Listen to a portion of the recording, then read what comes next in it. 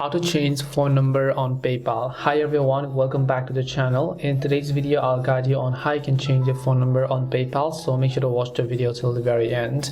So if you'd like to change your phone number on PayPal, all you have to do is just go ahead and first of all launch the PayPal application.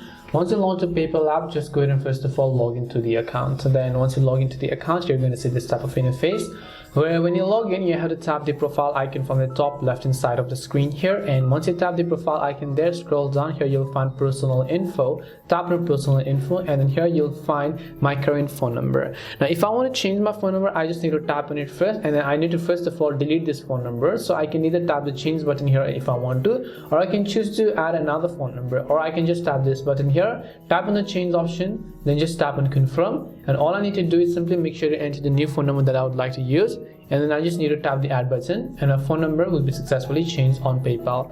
That is it on how you can change your phone number on PayPal. Hope this video was helpful to you guys, and if it did help you, make sure to leave a like and subscribe to the channel.